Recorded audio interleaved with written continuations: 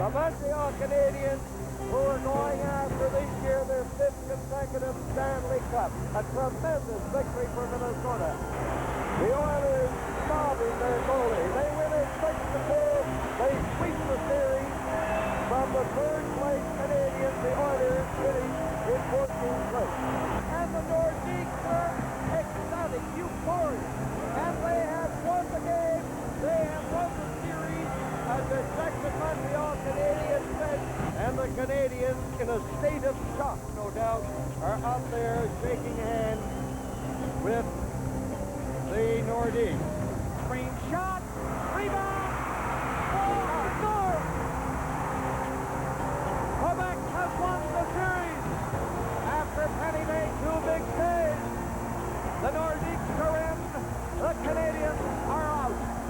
For a franchise whose standard of acceptability was measured in Stanley Cups, these bitter losses in the early 1980s were a devastating and humbling blow.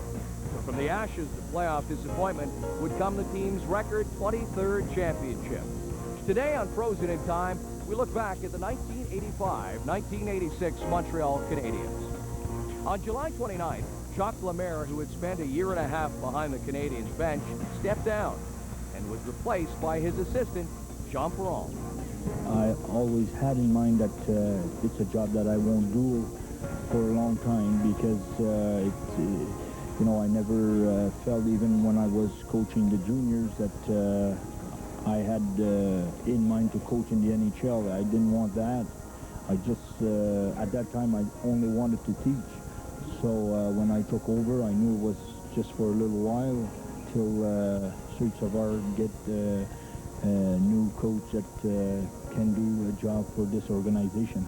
I think it's tough. It's tough to replace a guy like Jacques. That he's got a tremendous record. He took a 4th-place club. He finished 1st last year with a limited offensive talent, like, you know, and he did just an outstanding job.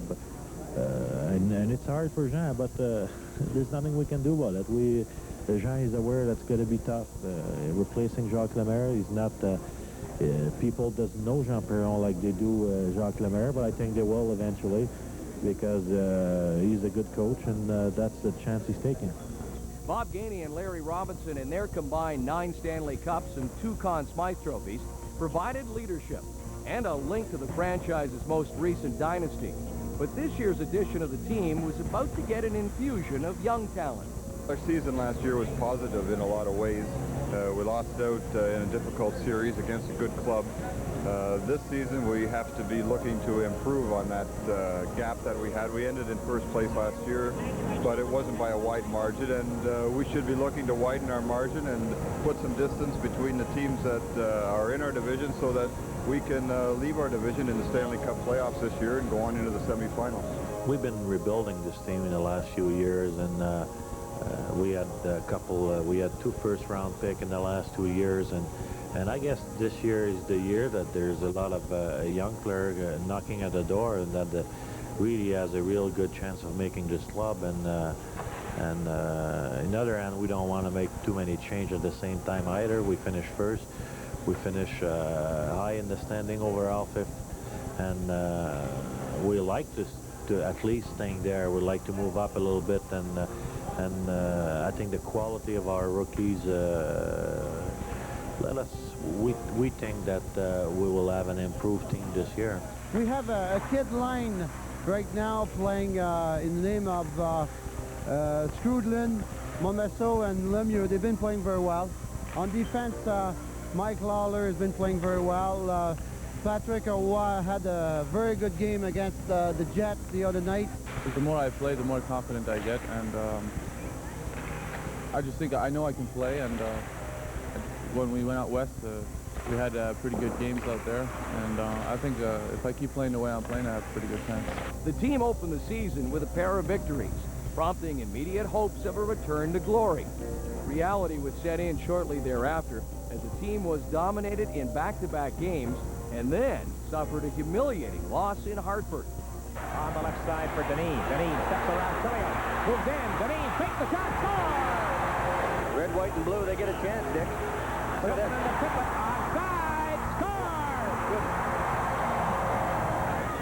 pass. Kershaw moving in, all along. Penny to Smith. No! They scored! The Canadiens allowed a team record 7 first-period goals and were embarrassed 11-6. The early wins were now a distant memory. And less than 2 weeks into the season, some were wondering if Perron was the right man to coach. You know, I'm pleased to work with the guys that we have upstairs at the farm. You know, I'll be foolish to leave a guy like Jacques Lemaire or André Baudrillard or Serge Savard on the side because I want to run my show. You know, anywhere else in the NHL, they have those that expertise coming from up top, and as long as it doesn't undermine my coaching, it's all right with me. I think a lot of it is mentally. You know, people are telling us that we've got a lot of rookies and not to worry because you know, we've got guys hurt, and after a while you tend to think that way, and that's not the way to do it.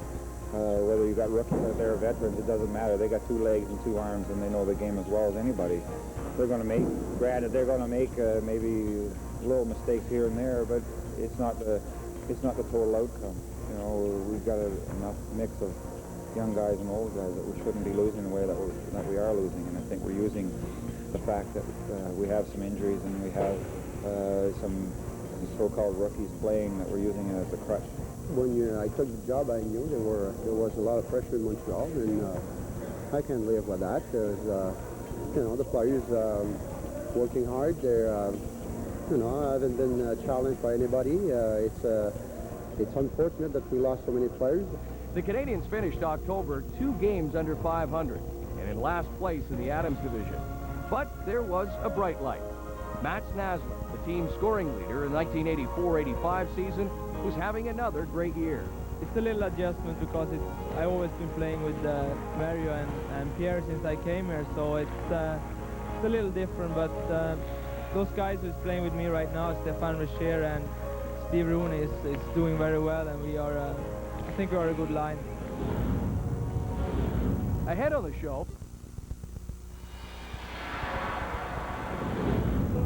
welcome back to our look at the 1985-86 Montreal Canadiens. In last place at the end of October, the Habs began to emerge in November. Over a shot right through. The save, the read. Oh, what a stop by Patrick Waugh off Suter. And Montreal come right back. Tremblay shoots, he scores! Mario Tremblay took a pass from Mike Waller from the Buffalo zone to Swoboda in front of the net. Carbonneau shoots, he scores! Carbonneau! Ludwig par la bande, une rondelle qui se rend jusqu'au défenseur Mike McHugh. Et là, une passe interceptée par Nestlund. Seul avec le gardien. Le tir et le but! Max Nestlund! Prudemment dans le territoire des Wings, c'est repris par Puget. Voilà, Carbonneau le but! The Canadiens lost just twice in regulation time in November, and by month's end, we're just a point out of first place. Their hot play continued into December. Bobby Smith in on Rick Lance. Dahlin in the slot. Scores! Michel Dahlin. You're not surprised at that, are you, Howie? No, I'm not. Michel Dahlin scores! He had some open ice to go in. Now Smith with Walter going for the net. Smith scores!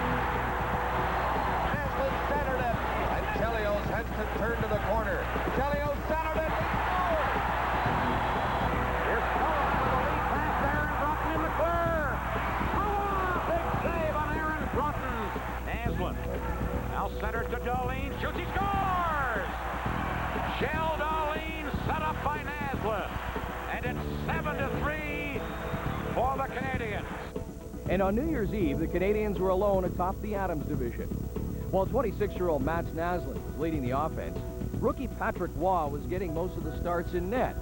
But it was an old graybeard who was anchoring the blue line, showing the form that earned him a pair of Norris trophies.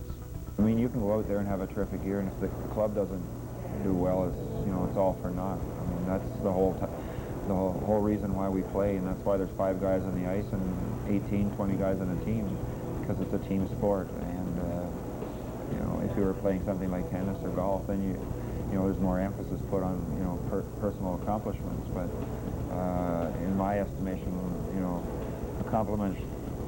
accomplishments that are personal are something that you sit down with a pipe and a rocking chair and talk to your kids about or your grandchildren about. In the beginning, when I started to play with Larry, I have so much respect for him as a hockey player and as a person, you know, and he helped me his first year so much. I was at the end almost with him a bit best to defense in the team, and he helped me, he explained to me everything what I have to do in a small rink, and he helped me with everything, even off the ice. He helped me, when I need something, when I didn't speak English and things like that. He helped me, like I said, with everything. They look up to us to be the leaders, but at the same time, I know the way that I felt when I was coming into the league. And, you know, you look to the leaders, but you wanted to go out there and prove that, you know, that you can do the job too. And I think that's what you have to do. You have to let the young hockey players, you got to be there, you know, the same as a seasoned veteran. I mean, you have to help each other. But you certainly don't try to go out of your way to be a teacher. Tied for first in late January with the Nordique, the Canadiens caught fire. Working it in the crease, they score! Robinson avec une passe arrière, acceptée par Tremblay, qui remet aussitôt à Gingras. Direction! Je ne sais pas si Ryan Walter a fait dévier peut-être. Their 5-game winning streak would turn out to be their longest of the season and leave them with a 5-point lead in the Adams division. But their inconsistency that had plagued them all season long haunted them once again, and that lead would evaporate. In second place on February 17th and facing the Kings, veteran netminder Doug Sodart suffered a knee injury, making 20-year-old rookie Patrick Roy the undisputed starting goaltender. When I arrived at the training camp, with the experience I had in the Sherbrooke last year at the end of the season in the playoff, I would think my chance will be good for make that club if I work hard and if I had a good training camp.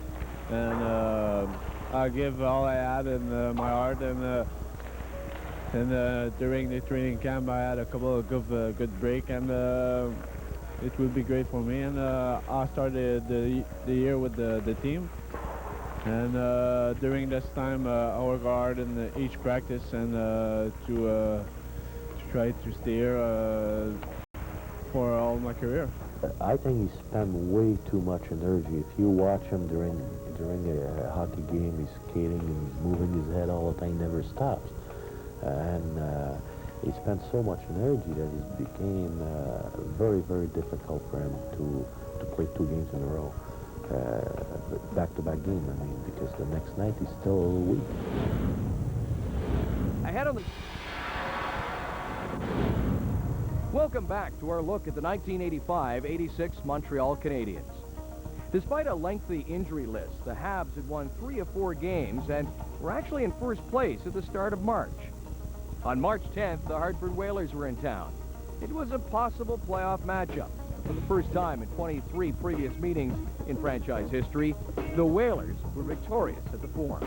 Turgeon gets to the line, getting set for the shot. They score! Set up a 2-on-1. This is Gavin with a man open on the other side. Gardner to Gavin, scores! Kept it away from Deneen, then took a check from Deneen. Chance for the Whalers. They score! Ferrero! And Anderson, this is Anderson, number 20 with a puck. Nice pass for Deneen going in. He scores! Lovely play, picked the corner, top left-hand side on Waz. Played well here before and never seemed to come up with a win, but we had a great effort out of everybody tonight, especially Mike Liut in goal, and you know, we got a few goals and a few breaks there. We stopped their power play, so it was a great game for us, and you know, we need those 2 points. Our club is such that things like never winning in Montreal, that has an effect. We lose some games, the media gets on them, and a young team, that has a profound effect on it. And I think that this is a big learning experience for them. The fact that we can stay close, this is what we wanted to do, because Hartford's been a pretty good club down the last 10 games of the season. It was a foreshadowing of what was to come. With 11 games to go, the Canadiens clung to first place by 3 points over the Nordique. A terrible time for the team's worst slide of the year. À Kerber, derrière pour Robinson, mais il avait quitté son poste. Et c'est Rice qui se présente seul devant Roy. Le tir et le but! Ça rentre dans le territoire du Canadien. Manœuvre bien. Derrière à McKennis, le tir au-dessus de la cible. Heureusement pour Roy. Et un autre tir et le but!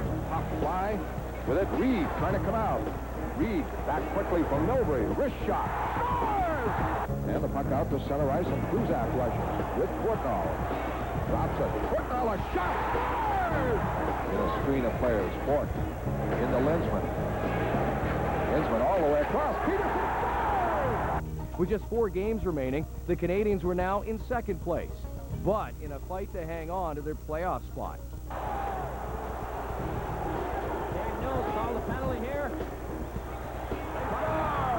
Guy Carbonneau from Montreal working around, got the shot, loose, they score, we're even.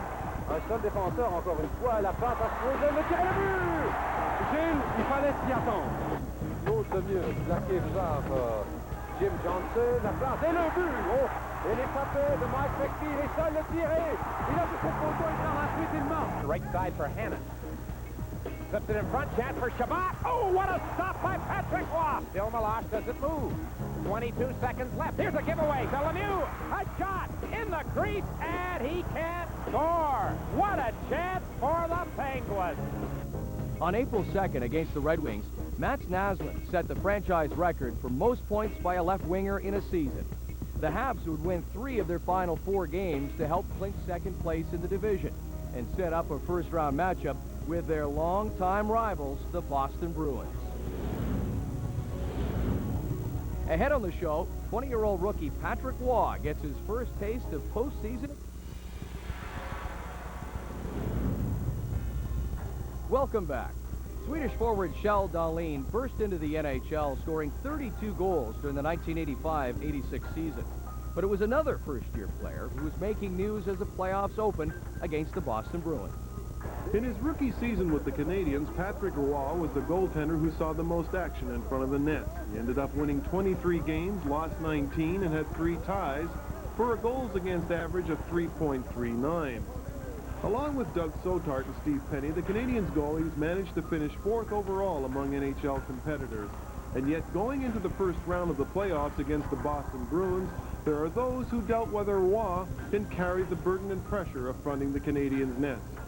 Coach Jean Perron, however, has no doubts about Roy's readiness. He's got no nerves, you know. He's very cool. Even if he allows a bad one at times, he's going to come back stronger. And I'm not too afraid about his calm in the net. He's got his composure, and he makes the big saves. Even though this will be his first experience at NHL playoff competition, Roy isn't deterred. C'est mes premières séries éliminatoires dans la Ligue nationale. He says that this may be his first National League playoffs, but last year he got his feet wet with Sherbrooke in the AHL playoffs. His team went on to win the Calder Cup, so that he's quite confident going into the Stanley Cup Finals.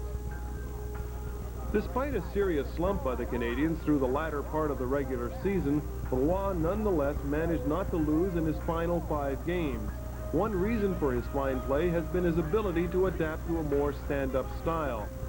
I've been stressing standing up as much as he could, and you know, right now he doesn't go down very much. He, you know, if he goes down 2 or 3 times a game, that's about it. So he, you know, he improved quite a bit on that side. So he's much more effective when he stands up. Yeah, he's got to stand up and try to stay away from the spectacular save. You know, that's something he was doing early in the season. Dans les 5 derniers matchs qu'on a joué, Roy says that he enjoys the stand-up style. He gives up fewer bad goals because it demands more concentration. The Canadiens know from experience that hot goaltending can mean the difference between early elimination and survival in the playoffs. They've only to look at their recent experience with Steve Penny or Ken Dryden to know that that's true. Now, if they can get some hot goaltending from Patrick Roy, there's no telling how far they can go. Michael Whalen, TSN in Montreal. Roy showed no signs of rookie nerves in Game 1, as the Bruins solved him just once in a 3-1 Habs victory. And in Game 2, it was much of the same. Puck gathered in by Bork, the Simmers, skate save, the rebound, And it was the rookies who also led the way offensively. slugging it out along the boards with Bork, tried to center it. Now Riche turns around and scores. Smith. Naslund. Back to Smith. In front. Lemieux scores. But a Bruins rally tied the score in the 3rd period, setting the stage for some late heroics. Chelios. Naslund again. Will he shoot? He's in front. They score. Claude Lemieux. The scene shifted to Boston, but Lemieux showed no signs of being intimidated. The Canadiens trailed in the third when a veteran struck twice. Intercepté par Carbonneau. Carbonneau à la contre-attaque en compagnie de Gainé. Joue bien la passe à Gainé. Le tir et le but! Très beau jeu. Très beau jeu. Gainé en compagnie de Landwehr.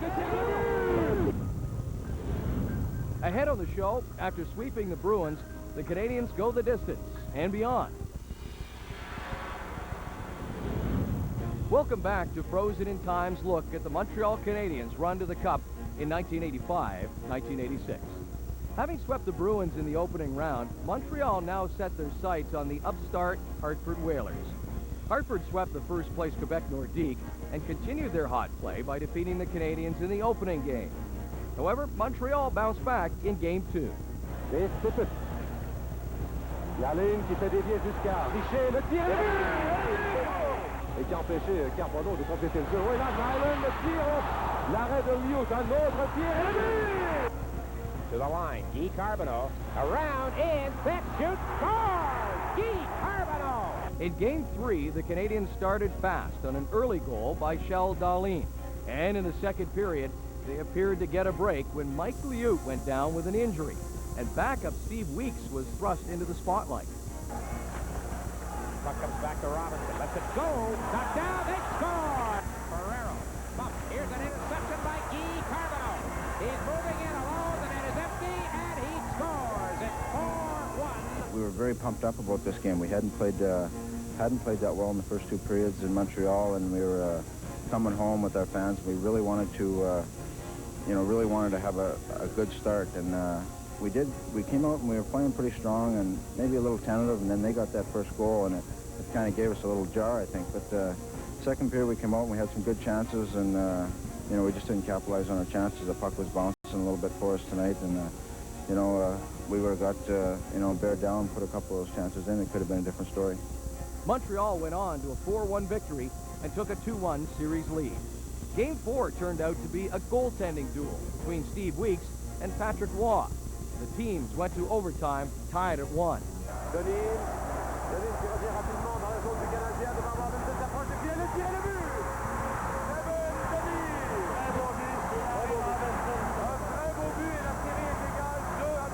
Tiring type of hockey, tough defensive, and to end up on the bottom of the scoreboard, that's tough on you. But to come out on top tonight, and it's back to 2-2, like I said, and I think our confidence has always been up. It's just a matter of who makes the less mistakes out there, and I think tonight we ended up on top. At home in Game 5, Montreal came out fast. 8 seconds left of the power play time, but Gainey relieves that pressure. Francis falls down.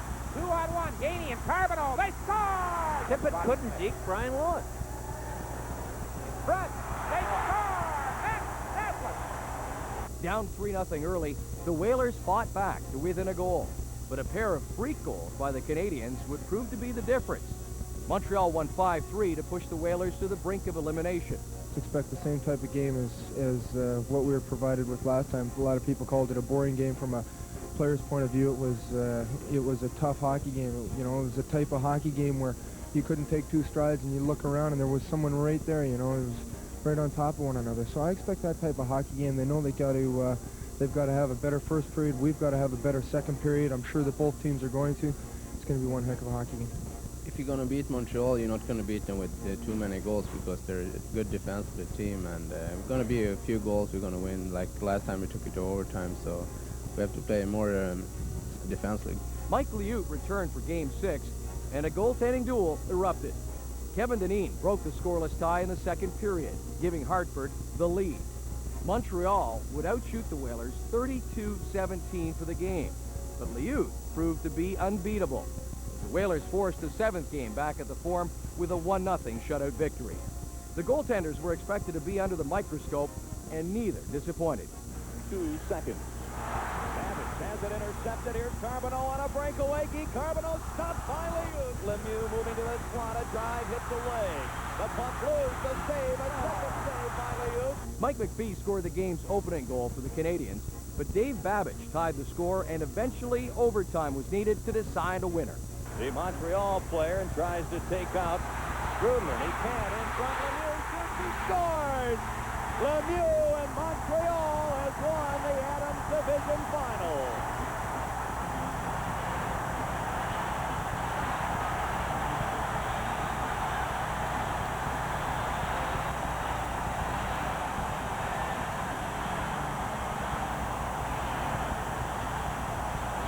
Much as everyone had predicted, it really couldn't be any closer than it was. One goal was sometimes good enough to win a game in this series, and you know, we're just really pleased the way it came out. We're back at nothing with the Rangers on Thursday night, and you know, now we have to lose four games to get eliminated. To me, it was very exciting. More exciting than the Boston series, probably because the longer series and the rivalry builds up and the intensity. And I mean, for a couple minutes there, we were in their zone, just pounding away. We couldn't get it past Liut, and you know, I think the fans' reaction showed it wasn't a boring game. I was hoping that I was going to come here and help the team. And when I start with the team in the regular season at the end of the season in Boston, I was ready to go. I was rest because we had a little time off in Sherbrooke for 10 days, and I was well rested, and I was ready to came here and help the team. After that, we went in the playoff, and so far I've been playing pretty good. So I think it's a plus for the team, and I'm happy about it.